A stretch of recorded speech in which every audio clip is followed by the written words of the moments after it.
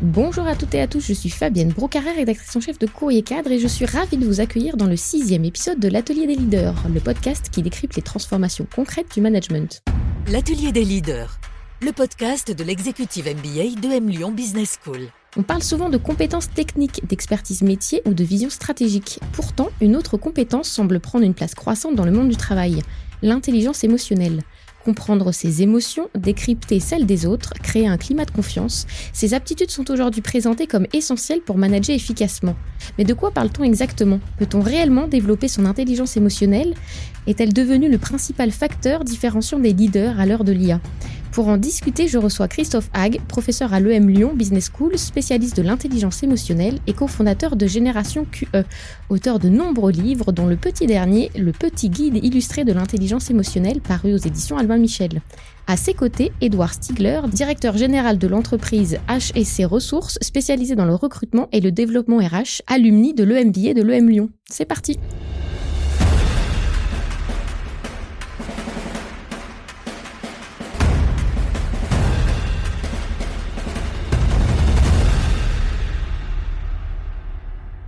Bonjour Christophe. Bonjour Fabienne. Bonjour Édouard. Bonjour Fabienne. Alors pour commencer Christophe, l'intelligence émotionnelle, on en parle beaucoup, c'est un mot très à la mode. Pour démarrer avec de bonnes bases, comment est-ce que tu la définirais ? Alors déjà, c'est à la mode, mais c'est fait pour durer, parce qu'on en a de plus en plus besoin. On est quand même un petit peu percuté par tout un tas de choses dans notre environnement. Des émotions plutôt toxiques, des contextes géopolitiques, économiques, psychiques qui sont très, on va dire, tremblants. Et face à ça, c'est bien de retrouver l'équilibre. Donc l'intelligence émotionnelle, déjà, c'est une forme d'intelligence à part entière. Donc dans notre cerveau, dans notre boîte crânienne, on a une grande commode. On peut appeler l'intelligence à plusieurs tiroirs. Un des tiroirs peut être l'intelligence logico-mathématique, ça peut être l'intelligence kinesthésique, l'intelligence verbo-linguistique, enfin bon, peu importe. Et on va dire que le tiroir le plus ouvert par les chercheurs en neurosciences sociales, en psychologie différentielle, cognitive, etc., actuellement, c'est l'intelligence émotionnelle. Donc l'intelligence émotionnelle, c'est quoi ? En gros, c'est un espèce de GPS intérieur. Alors, je suis pas sponsorisé par Waze, mais c'est une sorte de Waze psychique qui permet à l'émotion, de bien se diriger, de bien s'orienter dans nos choix, dans nos prises de décision, dans l'angle qu'on va prendre, dans la relation à l'autre, pour fluidifier notamment cette relation. Et c'est comme Waze, Waze, on a de la donnée en 30, mais vraiment en direct live qui vient alimenter l'algorithme et qui va recalculer l'itinéraire. L'émotion, il n'y a pas plus de terrain qu'une émotion. C'est vraiment une info, c'est un panneau signalétique, c'est quelque chose d'informationnel. Même si c'est vu dans l'imaginaire partagé, quelquefois comme un facteur biaisant qui vient polluer un peu l'esprit. Non, au contraire, ça amène plutôt de la clarté. Et donc, les individus émotionnellement intelligents, ils se servent de ces informations-là pour raisonner. Donc, ils raisonnent à partir des émotions. Ils comprennent les logiques des émotions. Pourquoi une émotion naît ici et là, dans cet instant, dans cet espace-temps, quelle est sa cause, quel est son impact positif, négatif sur soi, sur les autres. Et une fois qu'on a compris ces logiques-là, qu'est-ce qu'on en fait ? Comment est-ce qu'on transforme tout ça en un comportement ? Et c'est ça l'intelligence émotionnelle, c'est cette boîte noire qui permet de transformer une émotion en une action. Donc un peu comme un guide ou une boussole. Tout à fait. Édouard, pourquoi, selon vous, c'est une compétence importante quand on est manager aujourd'hui ? Manager, c'est être avec des hommes et des femmes. C'est de l'interaction perpétuelle. Et évidemment, un manager ou une manageuse qui a une capacité à écouter, à détecter les émotions, à détecter aussi les siennes, va gagner en pertinence et en adaptation dans ses aides et ses objectifs. Donc, c'est une évidence que ça fait un meilleur manager. Tout simplement, si on est capable de prendre ce recul, de se comprendre soi-même aussi, et aussi d'écouter les autres. Est-ce que pour vous, au travail, ça a toujours été une évidence de partager vos émotions, et notamment à vos débuts peut-être de manager dans des environnements, alors avant votre entreprise actuelle, l'industrie ou la banque ? Absolument pas. J'ai commencé ma carrière il y a une trentaine d'années, dans le monde du conseil, dans un groupe anglais coté en bourse. Pas d'émotion à part tout va bien, on est les numéros 1. Vraiment, c'est le culte de la gagne. Ces ficelles, je les voyais. J'ai la chance d'avoir un socle amical depuis mon plus jeune âge par le scoutisme. Des amis de toujours, j'étais avec eux hier soir, tout simplement. Et je voyais ces ficelles-là et je savais que c'était faux. Enfin, c'était très surfait. Donc, j'ai vécu 5-6 ans dans ce monde-là avant de me dire c'est quelque chose qui va pas. Et j'ai vécu ensuite 2 ans dans l'industrie automobile, dans ce monde industriel processé, où finalement les relations humaines étaient beaucoup plus entières. Ça ne se cachait pas. C'était un plan de sauvegarde dans le plan, un plan social dans un équipement automobile je peux vous garantir que ça parlait en vérité. C'était de l'émotion pure, c'était de la peur, c'était dur, mais il y avait une volonté quand même d'y passer ensemble. Et j'ai trouvé ça beaucoup, beaucoup plus satisfaisant pour moi, ce type d'environnement. L'exemple du coup du cheminement d'Édouard est intéressant. Est-ce qu'on peut justement tous apprendre à cultiver notre intelligence émotionnelle, Christophe? Est-ce que ça s'apprend? Oui, et puis notamment pour être moins toxique. On a publié une recherche récemment qui portait sur des managers, autant d'hommes que de femmes quasi, et qui a montré que plus on développait ses compétences émotionnelles, moins on était machiavélique, moins on cherchait à manipuler l'esprit de l'autre, à hacker son cerveau pour le contraindre à réaliser des choses qui finalement sont pas forcément bénéfiques pour cette personne. Donc ça, c'est déjà bien si on veut dépolluer les entreprises de ce que j'appelle moi des enflures toxiques. Donc ces personnes qui contaminent négativement les autres, qui leur pourrissent la vie, qui amènent à beaucoup d'absentéisme, qui créent tout un tas de vaguelettes et de tsunamis psychosomatiques chez les autres en altérant leur capacité cognitive, leur récupération à la fatigue émotionnelle, etc. Donc ça serait déjà pas mal de faire un petit peu le ménage à ce niveau-là. Et donc oui, on peut développer ses compétences émotionnelles pour être moins toxique en l'occurrence. Ça a un nom, ça s'appelle la plasticité émotionnelle. C'est une des plus grandes découvertes en neurosciences sociales de ces dernières années. C'est la petite sœur de ce qu'on appelle la plasticité cérébrale, autrement dit la capacité du cerveau finalement à produire de nouveaux neurones, à consolider des circuits neuronaux, etc. Et donc, in fine, à développer des compétences d'ordre émotionnel. Et récemment, une étude a montré que même après 65 ans, on pouvait, en suivant des formations, en lisant des livres sur le sujet, en se développant à travers tout un tas d'autres canaux, eh bien, on peut vraiment faire grandir son quotient émotionnel. Et nous, on a notamment mené une étude sur 18 mois avec des managers dans le public. Et on a fait une mesure objective. On a testé à travers le QE Pro, donc il y a un test de performance pour mesurer objectivement l'intelligence émotionnelle, spécifiquement chez les managers. Okay, donc ça a été étalonné sur une population de managers et des managers l'utilisent un peu partout sur cette petite boule bleue. Et donc l'idée, c'est on a testé avant formation leur niveau d'intelligence émotionnelle, on leur a fait la formation en présentiel, etc. Et 18 mois après, on a fait une deuxième mesure. Et on a observé que sur toutes les dimensions de l'intelligence émotionnelle, que ce soit sa capacité à lire les émotions, les siennes, celles de l'autre, à comprendre les logiques émotionnelles, à réguler ses propres émotions, mais également les émotions des autres, eh bien, ils avaient tous fait un bond significatif. Donc là, aujourd'hui, nous, on est là aussi chercheurs en psychosocial pour amener des évidences métriques et dire oui, avec des formations sérieuses, avec des personnes qui sont certifiées sur des bons outils, on peut réellement travailler tout ça et atteindre tout un tas de bénéfices. Je vous parlais de la diminution de la toxicité chez un manager, mais on pourrait rajouter sa capacité à reprendre son destin décisionnel en main, c'est-à-dire à redevenir un peu courageux. Le courage, c'est quoi? C'est la gestion de la peur. On a évoqué la peur avant. Donc ces personnes-là font plus de choix, prennent plus de risques, pas plus de risques en termes de quantité, mais plus souvent, ils sont capables d'assumer un risque. Une décision, c'est une prise de risque. Ils vont augmenter la qualité de la relation à l'autre. Ils vont être en meilleure santé mentale et physique. Ils vont avoir plus confiance en eux. Ils vont également mieux gérer leur stress. Ils sécréteront moins d'hormones de stress, de cortisol en situation, j'allais dire, où ça bouillonne très fort d'un point de vue émotionnel. Donc en gros, si vous prenez prise de décision, qualité relationnelle, gestion de l'autre, là on a le triptyque de ce qui compose l'ADN du métier de manager. Édouard, qu'est-ce qui vous a vraiment aidé peut-être à vous ouvrir au travail? Est-ce qu'il y a eu, Christophe parlait de formation, au-delà de votre propre expérience professionnelle, qu'est-ce qui a changé pour vous? Il y a le travail, oui, il y a aussi la vie, la famille, les amis, les épreuves. Dans les épreuves, si on est entouré, vraiment je pense que le plus grand mal du siècle c'est la solitude, mais si on est entouré, on passe ces épreuves. On découvre ses émotions, on découvre qu'on peut aller au-delà de cela et être aidé. Dans le monde du travail, j'ai eu la chance, le Covid. On est tous chez soi, il y a le couvre-feu. Et durant 2 ans, j'ai pu participer à l'EM Lyon, un executive MBA qui était en présentiel, dans des locaux vides juste pour nous. On était 24 dirigeants qui se retrouvent un peu perdus par leur monde professionnel actuel, couvre-feu, je le rappelle. Et on s'est retrouvés en fait à s'ouvrir comme jamais on s'est ouvert. Et on était 24 comme ça, avec des professeurs variés, etc. De l'EM Lyon, vous les connaissez, mais on a pu dire qu'on avait peut-être peur, on se sentait pas bien, et ça a créé un ciment d'amitié, de co-construction, de co-développement.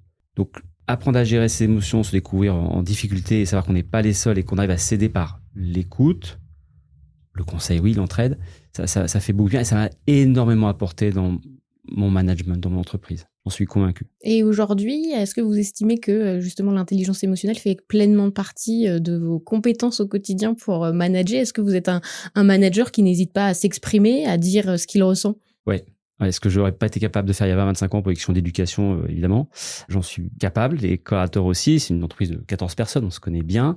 Certains ont des épreuves dans la vie. Je pense à l'an dernier à un collaborateur qui a une épreuve personnelle très lourde. Il avait besoin d'en parler. Et on savait que le matin, quand on se voyait au café, au thé, il avait besoin d'en parler et on l'écoutait. Et ça nous enrichissait. Je pense que ça lui a fait du bien. Le travail, pour le coup, était une béquille pour lui. Et ça a fait du bien aussi à l'équipe. La vie fait que ça se passe un petit peu mieux pour lui, pour ses proches.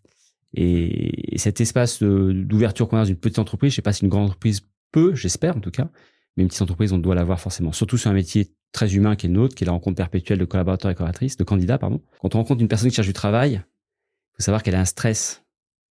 Et nous, on est là pour l'accueillir avec le sourire, pour dire on va peut-être changer votre vie.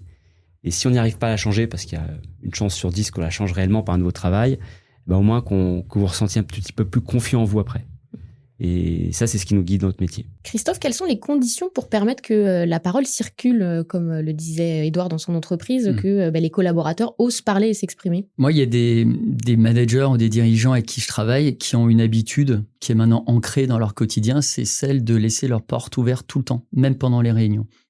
Et de dire, notamment lors de macro-conférences ou de grosses réunions aux salariés, écoutez, si vous êtes vraiment à un moment bloqué dans votre prise de décision, que au-dessus de vous, le N+1, le N+2 fait quelque chose de terrible, la non-décision, la non-réponse, quand vous êtes face à ça, à l'incertitude la plus totale, eh bien eux disent, vous savez quoi, on va faire un court-circuit, passez me voir, et là vous disposez tous de 2 à 5 minutes pour me parler. Et peu importe, je sois en réunion avec des clients, etc., collégialement, on va essayer de solutionner le problème qui était finalement une espèce de nœud dans l'organisation.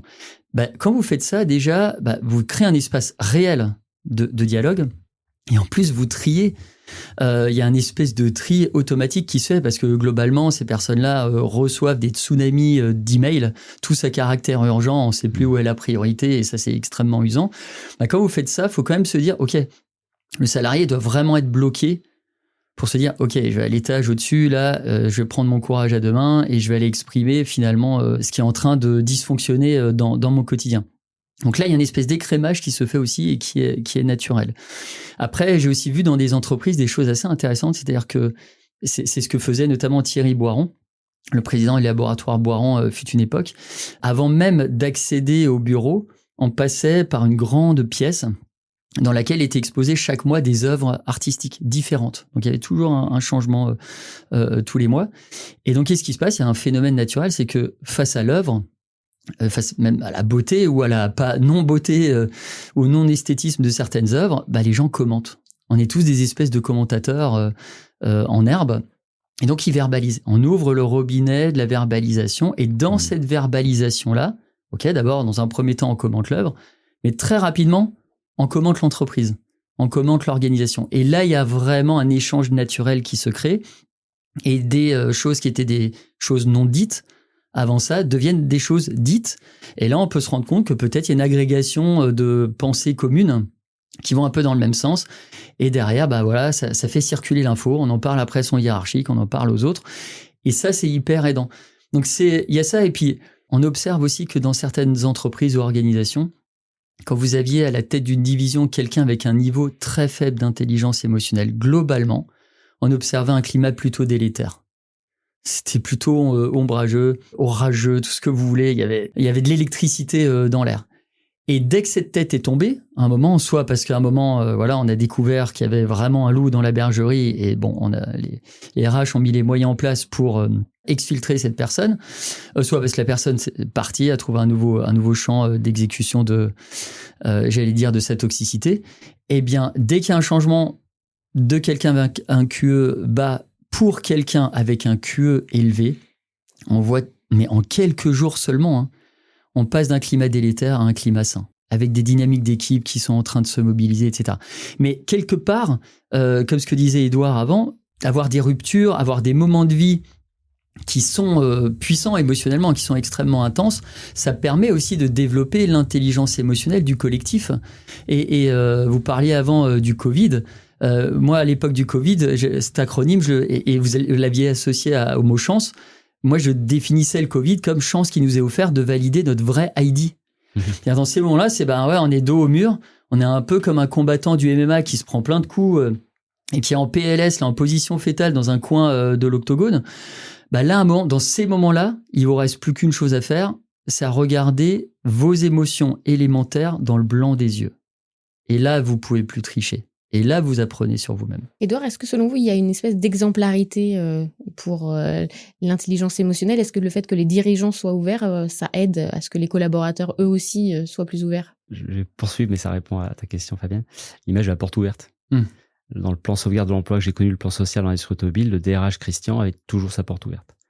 Et c'était prioritaire pour le dialogue social. Si j'avais une réunion avec lui, porte ouverte, quelqu'un rentrait, disait Édouard, vous comprenez évidemment. Et ça, je ne sais pas comment ça m'a influencé, mais on a fait un constat l'an dernier sur une réunion entre managers. Donc en vérité, ils me disaient ce qui était bien dans mon management et pas bien. Donc, on sait à peu près, mais parfois on a Et dans les bonnes surprises, ils m'ont dit Édouard, t'as pas de bureau, t'es au cœur de l'équipe. En fait, on a un bon space et je suis au cœur de l'équipe. Mais pour moi, ça me semblait tellement évident. J'ai dit, mais c'est pas incroyable. Si. Donc, pour revenir à ta question, Fabienne, un manager qui prend conscience que l'intelligence émotionnelle, qu'il admet ses comportements et qui arrive à les travailler, va créer un climat de confiance, c'est certain. Ça va inscrire dans le temps les collaborateurs, c'est une évidence. Et surtout, on revient à l'idée du travail. Le travail, si ça apporte un peu de plaisir et de joie, c'est pas toujours facile. Il y a de la peur, il y a de l'anxiété, etc., tout ça. Mais si on se sent en confiance, on peut aller très loin, même dans des situations difficiles. Et en ce moment, il y en a des situations difficiles. On a des entreprises qui sont en très, très forte difficulté. Mais s'il y a de l'intelligence émotionnelle, si en effet, comme l'a dit Christophe, on passe d'un management directif, toxique, sans empathie, à un management qui a un minimum d'empathie, voire très, très fondé, ça change le quotidien et on peut traverser les crises. En période de crise, c'est un révélateur. Tu parlais du Covid comme une chance.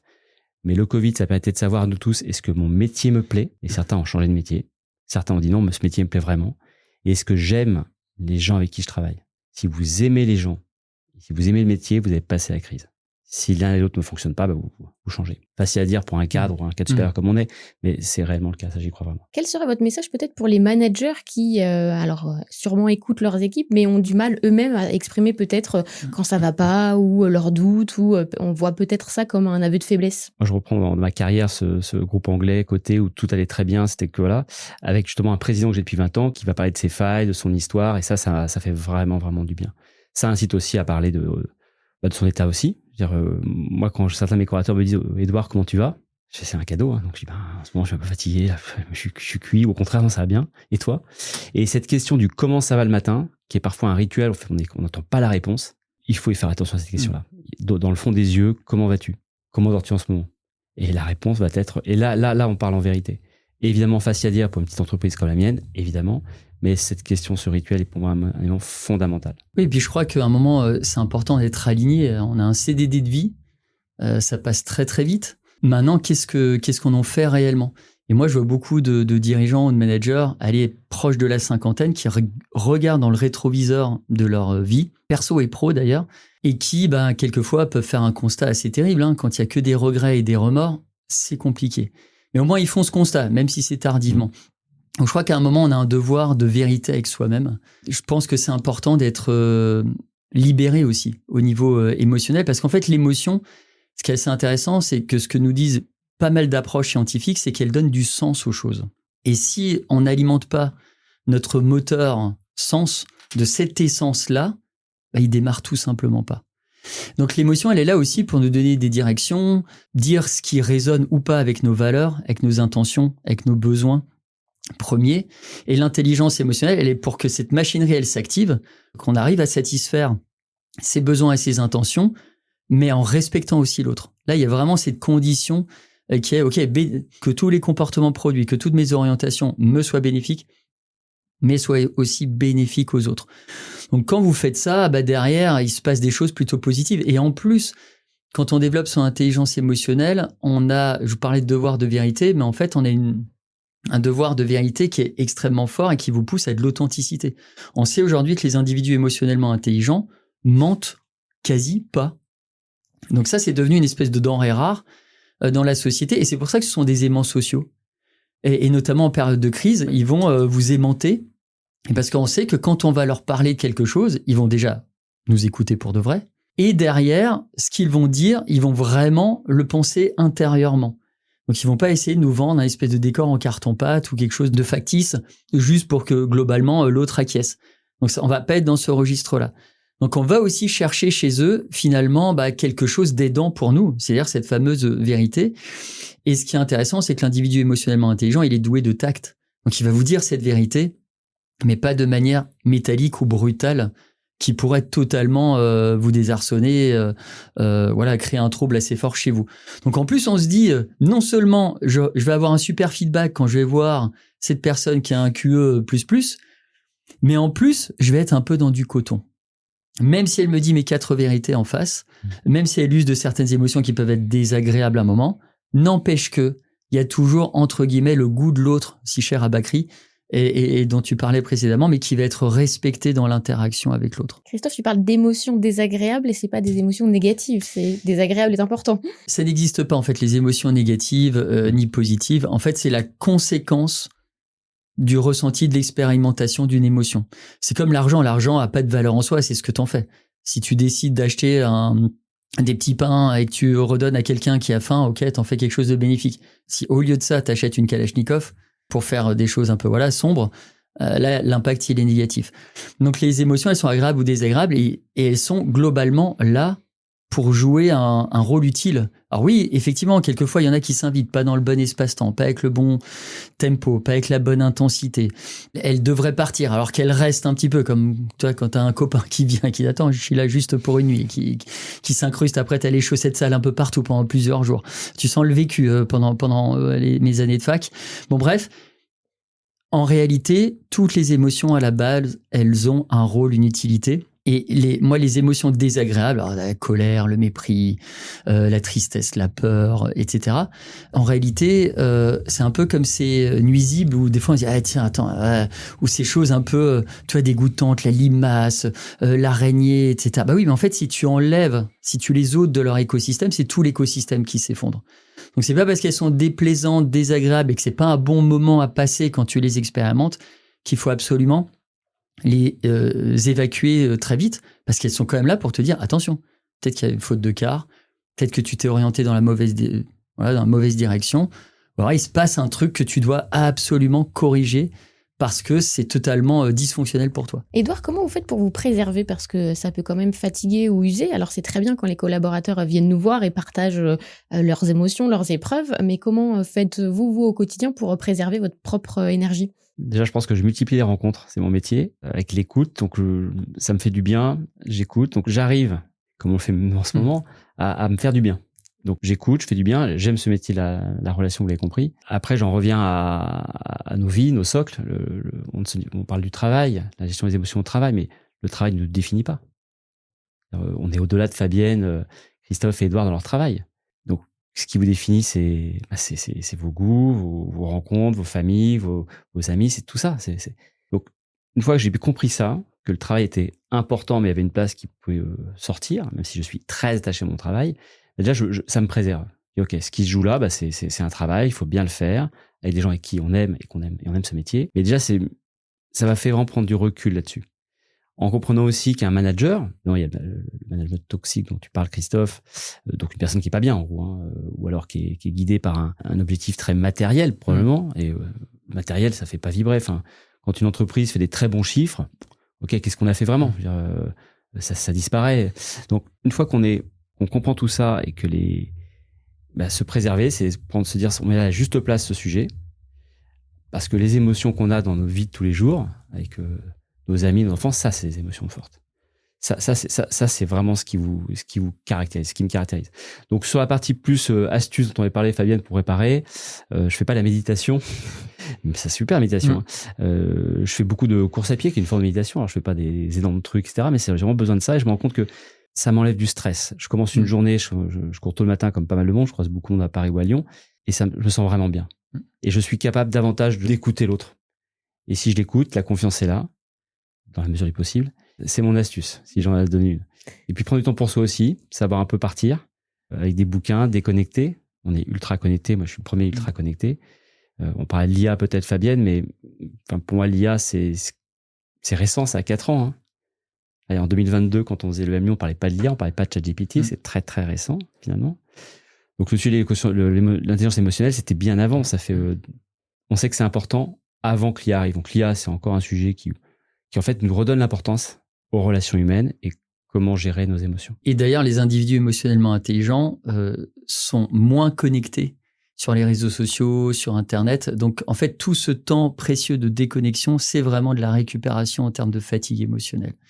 Et si on n'a plus ces zones de récup, si on n'a plus ces sas de décontagion émotionnelle, toutes ces émotions qu'on attrape dans la journée et qu'on consacre à de la connexion, en fait, on recrée une angoisse. On rajoute de l'angoisse à l'angoisse. Et donc, on rentre dans un espèce de cercle vicieux. Et moi, ce que je donne comme conseil, souvent, c'est même un des médicaments ou un des anxiolytiques naturels, je trouve souvent, alors effectivement, c'est l'autre, mais souvent, c'est notre enfant. Ce sont nos enfants. Quand vous jouez avec eux et que tout le monde est déconnecté, là, on produit plus d'ocytocine, baromètre chimique du bien-être chez les mammifères. On réduit, mais vraiment de manière drastique, la sécrétion d'hormones de stress, etc. On arrive à avoir plus de lucidité sur soi-même, sur la vie, sur nos objectifs, tout ça. Moi, je dis souvent, nos enfants sont nos profs d'un point de vue émotionnel. Bon, il faut aussi leur dire d'être déconnectés. Mais quand on fait ça, derrière, il y a une espèce de sas qui s'ouvre, qui est hyper précieux dans ce moment-là de l'histoire de l'humanité où l'IA a créé des bouleversements mais majeurs. On a aujourd'hui la grande partie des enquêtes qui comptent, l'IBM Index, les rapports du Forum économique mondial, des sondages dans Forbes, etc., qui vous montrent que face à l'essor de l'IA, face au temps de cerveau dispo pour l'autre qui se réduit comme peau de chagrin par rapport à la conso de ChatGPT et des réseaux, etc., derrière, les compétences clés que devrait posséder l'être humain pour s'en sortir, dans le top 3 de ses compétences, on retrouve inéluctablement l'intelligence émotionnelle ou une de ses dimensions phares. Donc je crois qu'on est même au-delà aujourd'hui c'est pas du confort, l'intelligence émotionnelle. C'est pas un espèce de truc, tiens, c'est sympa à avoir. On n'est même pas sur de la soft skills. Aujourd'hui, on sait le fonctionnement neurobiologique qu'il y a derrière. On sait quel est le cœur de réacteur de cette forme d'intelligence et l'impact majeur que ça peut avoir. Donc je crois qu'aujourd'hui, il est temps de se réapproprier 2-3 choses parce que là, il faut travailler dans le dur et travailler l'intelligence émotionnelle, c'est travailler dans le dur. Et quand vous faites ça, derrière, vous offrez un potentiel d'adaptation presque darwinien qui est assez extraordinaire. On parle d'intelligence émotionnelle. Qu'est-ce qui fait qu'on a ces émotions? On en revient souvent il faut revenir à l'enfance, en fait. Hein. Il y a un travail de psychologie à avoir. Tout le monde ne fait pas ce travail-là, mais quand on commence à être bien suivi et qu'on a des aides, c'est extrêmement puissant. Tu parles des enfants, moi j'ai ma fille aînée qui fait des études de psychologie, et elle nous apprend énormément de choses sur nous-mêmes. Et c'est générationnel, hein, mes parents sont plutôt dans les 30, années 40, on parlait jamais de ça. Il n'y avait pas de sujet d'émotion. Là, moi je suis plus âgé que vous, mais moi je suis convaincu, vous avez compris largement, mais les plus jeunes comme ta fille ou mes filles sont là-dedans. En tout cas, on leur souhaite, et ça fera des personnes probablement plus alignées, plus authentiques, et il y aura probablement moins de paraître. Et il n'y a pas d'intelligence sans connaissance. On veut développer son intelligence émotionnelle, il faut en apprendre plus sur les émotions. Pourquoi j'ai peur? Pourquoi je suis jaloux? Pourquoi je suis envieux? Pourquoi je ressens ceci ou cela? Quel est l'impact, etc. Donc là, aujourd'hui, tout ça est très documenté. On est capable aujourd'hui, on a depuis des années craqué d'une certaine manière le Da Vinci Code des mécanismes émotionnels. Quand vous transmettez cette somme de connaissances à un individu, tout de suite, il fait un bond en avant dans son développement des compétences émotionnelles. Donc c'est l'art de se poser aussi les bonnes questions. C'est ça. Et puis la génération, effectivement, des moins de 25, aujourd'hui, a plein de canaux nous aussi, mais eux l'utilisent de manière plus intuitive. Il y a plein de canaux d'information, en fait. On n'attend pas le JT de 20h pour comprendre des choses sur l'émotionnalité de la planète. Et toute cette somme d'infos fait que derrière, il y a une maturité émotionnelle aussi qui peut être plus avancée, plus précoce chez eux. et qui fera, et c'est là le message d'espoir, peut-être des humains meilleurs que nous. Édouard, comment vous faites lors d'entretiens de recrutement pour déceler si une personne a une intelligence émotionnelle élevée ou pas, ou en tout cas quels signes vous interpellent dans un bon sens ou dans l'autre? C'est un secret professionnel, ça. Non, blague à part, quand on réalise que lors de la rencontre, on va peut-être changer la vie des gens, ça nous met en situation de joie, d'attention bien sûr. Ensuite, si on parlait d'outillage, on n'a bien sûr pas du tout l'outillage de Christophe, même si qu'on en parle, ça me très intéressant. Ouais, non, mais, vraiment, ça c'est sûr. On a une pratique depuis une dizaine d'années grâce à un psychologue, Benjamin, qui a travaillé avec nous longtemps. Maintenant, il n'est plus là, mais merci à lui. Et Florent, qui est psychologue aussi. On appelle ça l'assessment center. C'est-à-dire qu'on met les candidats pour un poste visé en situation d'inconfort. Donc là, vous avez vu, les émotions, c'est pas des émotions de joie. Il y a de la peur, il y a quelque chose, il y a l'angoisse. Mais c'est le but pour qu'on révèle les compétences attendues pour un nouveau poste. Très simplement, Fabienne, si vous briguez un nouveau poste, on ne mettra surtout pas en situation de journaliste, mais plutôt une agence de voyage. On va complètement transformer. Vous n'avez pas de réflexe de vocabulaire. On vous met dans l'inconfort et on observe les comportements et les compétences. Donc on n'est pas dans les émotions, on ne va pas traduire l'émotion dans il y a ça, pas du tout. Mais on va forcément travailler au fond du fond. Et là, il y a de l'authenticité. Là, si vous avez du courage managérial, vous allez le prouver. Parce qu'il y a des jeux d'acteurs. Et ça, c'est très puissant. Ça, c'est vraiment je me suis formé à ça il y a 2-3 ans. Et je trouve ça très, très, très puissant. Je l'ai pratiqué moi-même. Je fais mon assessment. Je peux vous garantir que c'est une mise à nu. Il y a vraiment quelque chose qui vous permet à l'œil et à l'oreille de détecter si quelqu'un est déjà dans une posture ou dans le registre de l'intelligence émotionnelle. C'est que cette personne se place, on appelle ça, en position méta. C'est-à-dire elle est non seulement capable de répondre précisément à la question que vous lui posez, mais en même temps qu'elle répond à cette question, eh bien, elle va modifier, suivant vos réactions et l'interprétation qu'elle en fait, eh bien, sa réponse. Donc, ces personnes-là représentent un faible pourcentage de la population. On est plutôt globalement dans la population des secondaires, c'est-à-dire on a fait un entretien, on rentre chez soi, on se dit « Ah, mince, j'aurais dû la jouer autrement. » Bon, bref, on n'a pas compris dans l'exercice comment il fallait faire.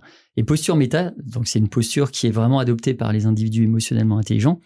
Ils sont dans ce registre-là.